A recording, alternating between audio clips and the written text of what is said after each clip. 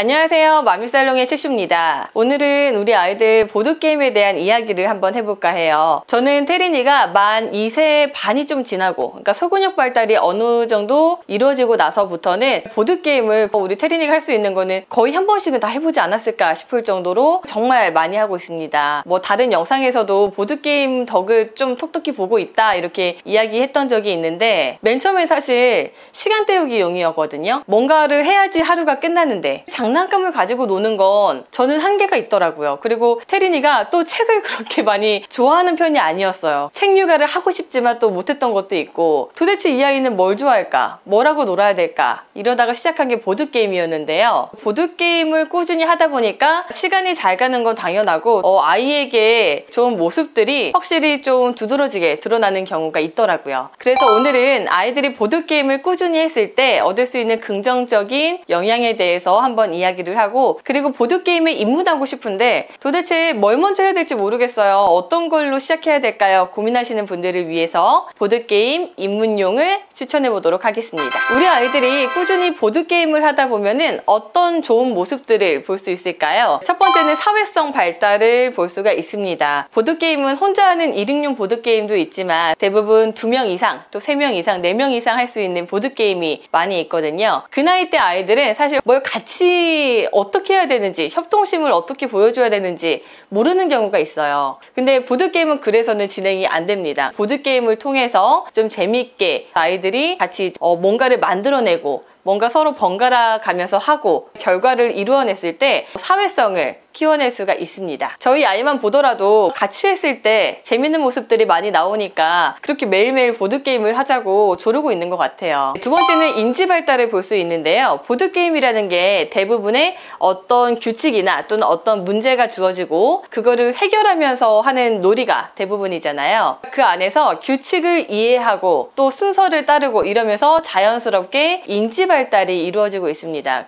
아이들이 하는 보드게임은요, 그 시기 아이들이 배워야 하는 뭐 숫자, 아니면은 글자, 알파벳, 도형, 모양, 이런 것들에 대해서도 어느 정도 자연스럽게 익힐 수가 있어요. 내가 굳이 책을 펴고 앉아서 이게 1이야, 이게 2야, 숫자를 세보자, 이게 아니라 그냥 게임하면서 놀이하면서 아이들이 수색이, 또 인지 발달, 도형에 대한 인식, 패턴에 대한 인식, 이런 게 아주 자연스럽게 생길 수 있다는 거죠. 세 번째는 언어 발달. 저는 이 부분도 정말 톡톡히 덕을 보지 않았을까 싶습니다. 우리 아이들이 언어 발달을 조금 더 빠르게 이끌어내려면 주변에서 언어에 대한 자극을 충분히 줘야 된다. 이런 이야기는 아마 많이 들어보셨을 텐데요. 게임을 할 때 생각보다 정말 많은 대화가 이루어집니다. 규칙에 대한 대화, 게임에 대한 대화, 그리고 감정에 대한 대화, 여러 가지 대화가 이루어지면서 게임을 하다 보면은 한 30분, 1시간이 그냥 계속 말을 하게 돼요. 엄마도 말을 하고, 아빠도 말을 하고, 또 그걸 듣는 아이도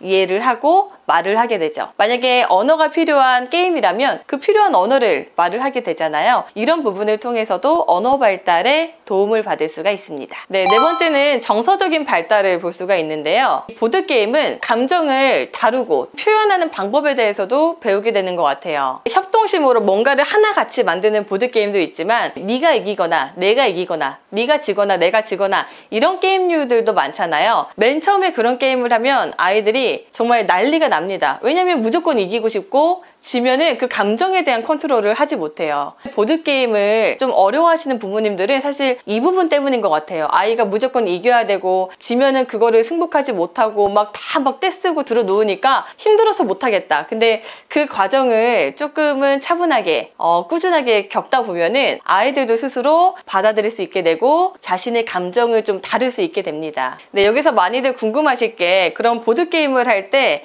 내가 계속 일부러 져줘야 할까? 아니면은 아이가 패배하고 또 승복하는 그 감정을 배울 수 있도록 내 실력대로 해야 될까? 뭐 이런 질문을 하실 수도 있어요. 왜냐면 저도 궁금했거든요. 제가 주변에 전문 선생님이나 정신과 선생님께도 한번 여쭤본 적이 있는데요. 유아기에는 져주는 게 괜찮대요. 굳이 내가 아이를 이기려고 해서 막 이거에 대해서 너 지는 것도 알아야 돼, 지금 승복해야 돼, 이렇게 할 필요는 전혀 없다고 합니다. 처음에 보드게임 입문할 때에는 좀 살짝 져주세요. 너무 뻔하게, 너무 좀 재미없게 시시하게 지는 게 아니라 엄마가 조금 이길 것 같으면서 지는 그런 모습을 우리가 연기할 필요가 있는 거죠.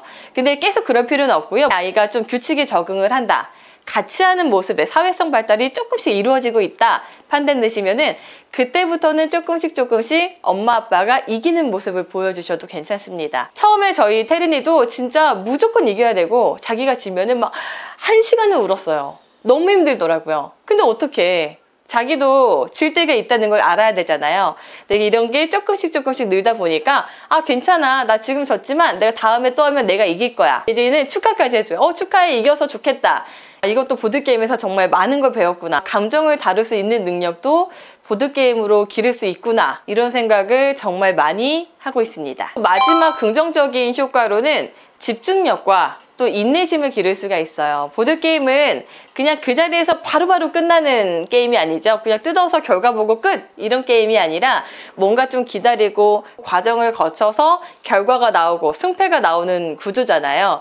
그러려면 아이가 조금 앉아 있어야 돼요. 적어도 5분, 그 다음에 10분, 조금 더 긴 게임은 뭐 20분, 30분, 그리고 한 판, 두 판, 세 판 하다 보면은 아이들이 앉아있는 시간이 길어집니다. 맨 처음에는 이용 시간이 짧은 그냥 놀이성의 보드게임부터 점점점 생각하고 사고할 수 있는 보드게임을 하시다 보면은 아, 우리 아이 집중력이 정말 커졌구나, 인내심이 좋아졌구나, 이런 모습도 보실 수가 있습니다. 그 다음에는 우리 아이들이 이제 보드게임을 시작하려고 할 때 뭘 먼저 하면 좋을까, 제가 처음에 입문하는 아이들부터 할 수 있는 보드게임을 추천해 드릴게요. 네, 첫 번째 추천 아이템은 루핑 루이.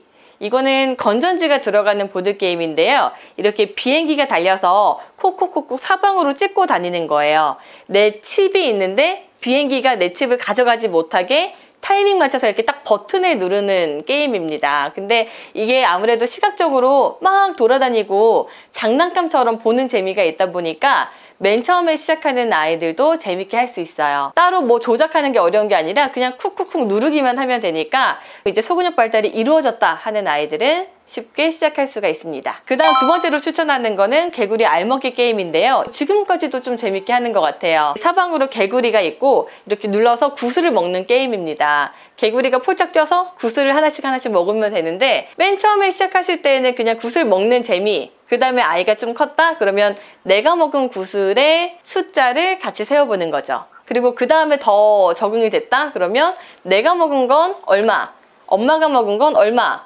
숫자가 다르네, 더하기 빼기도 할 수 있고 이렇게 숫자 놀이에도 꾸준히 이용을 할 수 있는 게임이다 보니까 유아 입문용 게임으로도 좋고 이제 숫자 공부를 하는 아이들까지도 꾸준하게 해볼 수가 있습니다. 네, 그리고 우리 아이들이 텀블링 몽키, 이 게임도 정말 처음에 재밌게 시작할 수가 있어요. 아마 우리 엄마 아빠들도 많이 접해보신 게임일 거예요. 야자나무 사이에 빨대같이 막대를 꽂고 하나씩 빼는 게임인데 원숭이가 적어야지 이기는 게임이죠. 이게 스릴도 넘치면서 규칙도 그렇게 어렵지 않아요. 그냥 번갈아 가면서 하기만 하면 되고 그리고 아이들이 그 원숭이 모양 모으는 거를 너무너무 재밌어 합니다.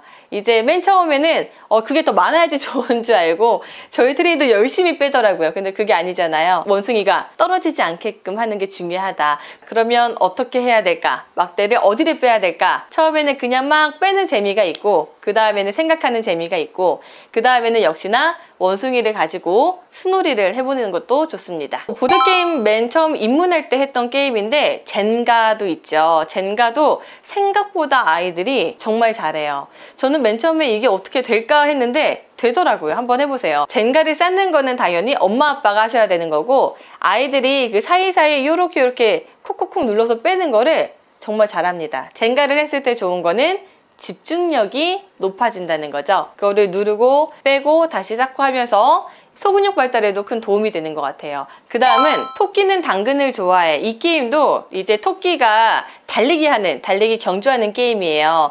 이거는 맨 처음 입문보다는 입문 게임들이 적응을 했을 때 그 다음에 하시면은 좋은 게임입니다. 한 4세 그리고 5세까지도 재밌게 할 수 있는 게임이 아닐까 싶어요. 어릴 때부터 메모리 게임도 꾸준히 하고 있는데요. 메모리 게임은 요즘 보면은 정말 캐릭터부터 동물 탈 것 아니면 국기 여러 가지 버전이 나와요. 근데 우리 아이들이 지금 흥미로워하는 그림이 그려져 있는 거를 그냥 가져가시면 돼요. 그러니까 메모리 게임은 어떤 브랜드가 좋다 안 좋다가 아니라 그냥 우리 아이들이 지금 뭘 좋아하냐 이거에 따라서 업그레이드 해주시면 되는데, 맨 처음 시작하실 때는 동물이 좋겠죠. 뭐 동물 아니면은 곤충, 탈 것, 이렇게 아이들이 사물의 명칭을 좀 익혀야 되는 메모리 게임을 하시면 좋고요. 요즘 저희 딸 같은 경우에는 국기로 된 메모리 게임을 하고 있어요. 이제 요즘 세계문화나 국기에 대한 관심이 많아서 이렇게 국기로 업그레이드를 해줬습니다. 맨 처음에는 좀 적게 시작하세요. 이제 4개, 그 다음 8개, 그 다음에 16개, 이런 식으로 조금씩 늘려가면서 난이도 조절을 하시면 이제 카드 뒤집기만 되는 소근육 발달이 된 아이들은 충분히 할 수가 있고요. 또 그 안에 있는 그림을 우리가 숫자 카드, 동물 카드 사용하듯이 사용하시는 것도 좋겠습니다. 지금 말씀드린 입문용 보드게임에 적응되고 나서는 코인스, 도블, 큐빅스, 아이가 앉아서 좀 이제 생각할 수 있는 엉덩이 힘이 조금 길러졌다 하신다면 이 3가지도 한번 시도를 해보시면 좋을 것 같습니다. 우리 아이가 어떤 장난감을 좋아할까 고민이 된다면 그냥 장난감보다는 이번에는 보드게임을 하나 사서 같이 한번 시작을 해보세요. 보드게임을 하다 보면은 정말 재밌는 일도 많이 일어납니다. 아이와 추억도 쌓을 수 있고 또 재밌는 대화도 많이 나눌 수 있고 우리 아이들의 인지 발달, 정서 발달도 같이 이루어질 수 있는 게 보드게임이니까요. 온 가족이 좀 둘러앉아서 좋은 시간을 보내보셨으면 좋겠습니다. 고맙습니다.